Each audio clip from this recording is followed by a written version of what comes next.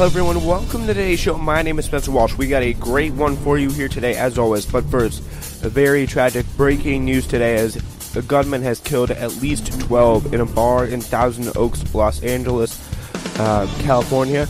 Jeff Sessions is forced out as an attorney general as Trump installs a loyalist who said Mueller's probe was a lynch mob. Trump lost control of a wild press conference, really started shaming the Republican losers and screaming at reporters. Will play for you all the crazy clips. The case for voter suppression against Brian Kemp and the future leaders of the Democratic Party. We've got a lot of stuff to get into, not a lot of time, so let's do it. Thank you for joining us here today. My name is Spencer Walsh. All right, so at least 11 bar patrons and a sheriff's deputy were killed late Wednesday in a shooting in a country western and dance hall in Thousand Oaks. A event that was holding an event for college students. So the gunman is dead, officials said Thursday, adding that there was no longer a threat to those at the bar, which had been filled by about 100 people at the time of the attack. The Ventura County Sheriff Jeff Dean said that there were multiple victims of different levels of injury. He says, voice cracking, identified the slain sheriff's deputy as Ron Helas. Very rough situation, obviously awful. When officers arrived at the scene of the shooting, he said the suspect had already died. Maybe he possibly killed himself, but Sheriff Dean said the suspect had not been identified, but the authorities had made clear that they had no idea whether he had links to terrorism, and that it was not clear if he had taken his own life, or it could have been someone else who came and ended his life another way.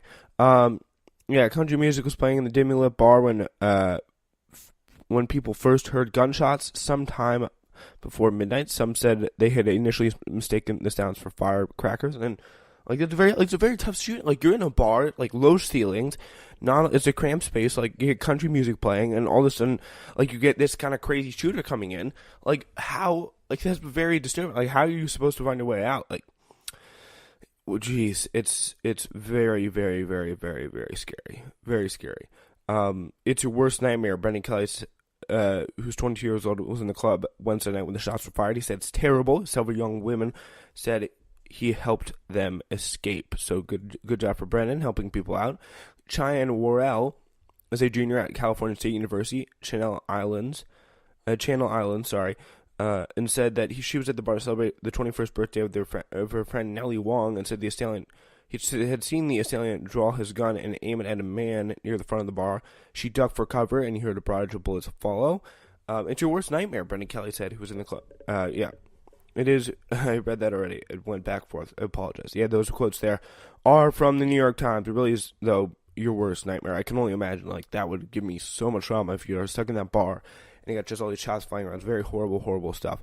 The shooting at the popular country western venue came just over a year after 58 people were killed at a country music festival in Las Vegas when Stephen Paddock opened fire from a high-rise hotel room. The attack and the mass shooting, again at the high school in Parkland, renewed the debate about the prevalence of guns in the United States and their connection at the high number of mass shootings. All right, so yeah, there's another shooting, and of course, we're having them almost weekly now. Of course, 2 weeks ago, I believe, with the Tree of Life shooting in Pittsburgh in the synagogue, which was absolutely awful.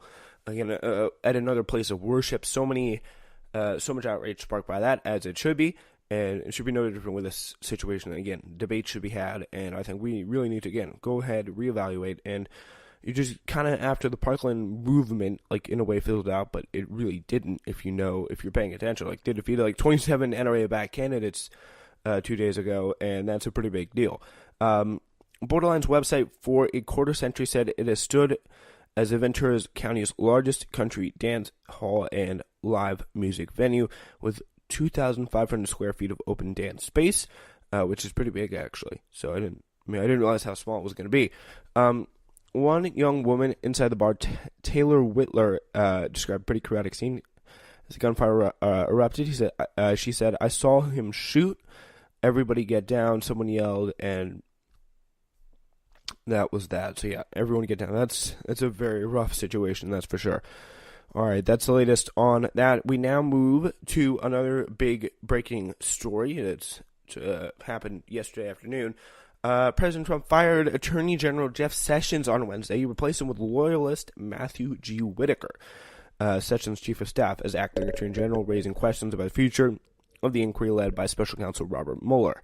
Whitaker is a former college football tight end and United States attorney in Iowa, one-time Senate candidate in the state, has previously questioned the scope of the Mueller investigation. In a column for CNN last year, he wrote that Mueller would be going too far if he examined Trump's family's finances.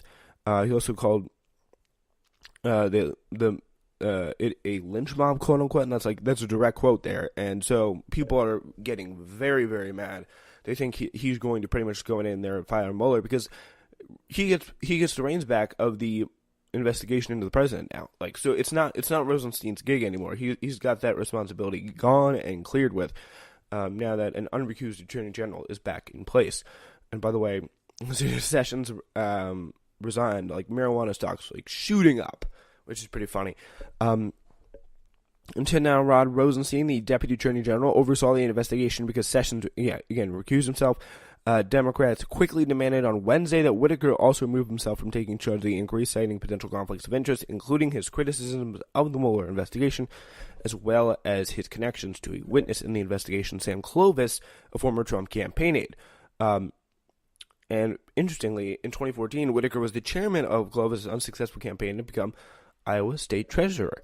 So given his previous comments advocating defunding and imposing limitations on the Mueller investigation, Whitaker should recuse himself from its oversight for the duration of his time as acting attorney general. And I think that's very much he's Chuck Schumer said that he's got a point there, because we cannot have this investigation be tampered with. I think it's almost over. It's getting near the end. Come on, we're getting very close to being done here. It's getting to pretty much be a point where you're saying enough is enough. We got this already, and I think it's just a large portion of it is overreaction, and it's very disturbing that people are continuing to talk about this. So just as some sort of witch hunt, when we know so clearly that it isn't. We got indictments. We got a promising of report after the midterms that should be coming in very soon. Whitaker had no immediate plans to publicly comment on a Mueller or to take actions regarding the Russian inquiry, an administration official said. I am committed to leading a fair department with the highest ethical standards and upholds the rule of law and we know what he's going to do. He said it in the past. We have a firm, clear idea of where he stands on the Russian investigation. So as acting attorney general, Whitaker would be in a position to block, impede, or undermine the investigation, or to block Mueller from delivering a final report on whether Trump's campaign advisors conspired with Russia and whether the president tried to cover it up. Any such step would set off a dramatic crash in the majority of the House, with the new Democratic majority of the House. So so Jerry Nadler, of Democrat of New York, he's now going to become the chairman of the House Judiciary Committee. And Adam Schiff will be in the House Intelligence Committee. You do not want Adam Schiff on the case because he's not going to drop it because he kind of likes Russia. He likes all the appearances he's been getting on TV on Rachel Maddow each night. No, but he's actually very serious about finding out. But some would say a little bit too serious. Some would say a little bit too serious. And we're getting to that point where things are coming to a close. I think they should be allowed to come to a close. And then we'll see what is found there from there on out. So that's the important thing to realize. So Representative Adam Schiff, who could become the new chairman of the House Intelligence Committee, said that any interference with Mueller's investigation will cause a constitutional crisis and undermine the law. But Republicans in Congress appear less concerned by the president's move. Senator Lindsey Graham said there would be holy hell to pay if Trump fired his attorney general, offered no criticism of the president on Wednesday. I look forward to working with President Trump to find a new confirmable, worthy successor so that we can start a new chapter at the Department of Justice. He, in recent months, had really begun to ease off his stance last year, saying in August it had become clear that Sessions had lost president's confidence, and then, of course, he went full Trump. He gave up all pretense of being a moderate when he took that stance on Kavanaugh. He's a rock star now. He loves all the fame and attention he's been getting. And it makes sense that he'd be offering no criticism of Trump, because, like, why would he? Like, it would not benefit his political career to offer any criticism of Trump. So yeah, the firing of Sessions came, again, day after the midterm election that handed control of the House to Democrats, dealing a major blow to Trump for the final 2 years of his term. Republicans preserved their hold on the Senate and increased their majority slightly, making it likelier that Trump would be able to confirm a replacement. So yeah, but House Democrats have made clear, that they plan to use a subpoena power that will come with the majority to reopen the lower chamber's own investigation into the Russia matter that was shut down by Devin Nunes. So that should be very interesting. And by the way, 900 protests planned throughout the country today to protest this move, which is very interesting. See how that all turns out. We'll got that for you on tomorrow's show. If anything major happens, of course, we got all that stuff. So very, very strange press conference today. On Wednesday, tired sounding President Trump, he took a low-energy victory lap around the burning wreckage of what was his party's House majority, insisting that Republicans had a great midterm election despite of having lost 50% of Congress.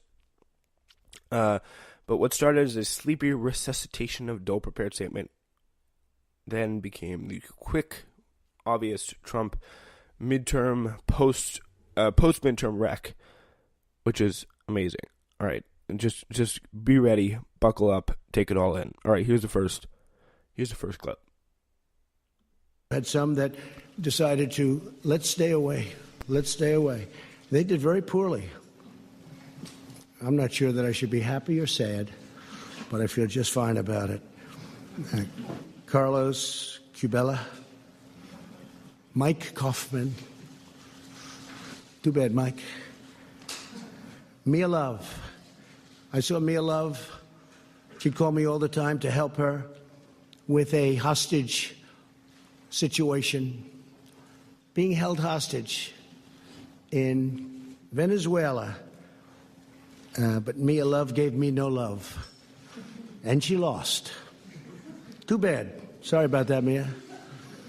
And Barbara Comstock was another one. I mean, I think she could have won that race, but she didn't want to have any embrace. For that, I don't blame her. But she lost, substantially lost. Peter Roskam didn't want the embrace. Eric Paulson didn't want the embrace.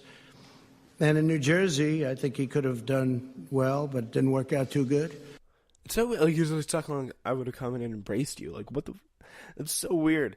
Anyway, of course, this kind of like macho BS is what we've come to expect from the president. But yeah, he went on to ramble about possible House investigation into his administration, talk shit on NAFTA, and then brag about the United States has the cleanest air. Then came the questions, obviously. But yeah.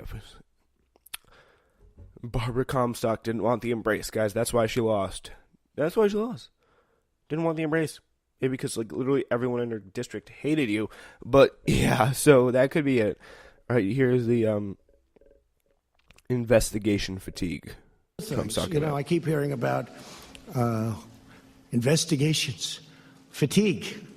Like almost from the time I announced I was going to run, they've been giving us this investigation fatigue. It's been a long time. They got nothing, zero. You know why? Because there is nothing. But they can play that game, but we can play it better. Because we have a thing called the United States Senate. And a lot of very questionable things were done between leaks of classified information and many other elements that should not have taken place. And all you're going to do is end up in back and forth, and 2 years is going to go up, and we won't have done a thing. Okay. Yeah, I'm not so sure about that, but the Mueller report, like, let's say there's been a lot more questionable things that you have done, Donald Trump. So just like get ready, buckle down for that. He offered a series of words that vaguely resembled a normal sentence when he asked about the Democrats, he asked about the Democrats' he was asked, cannot talk today, Democrats potentially issuing a subpoena for his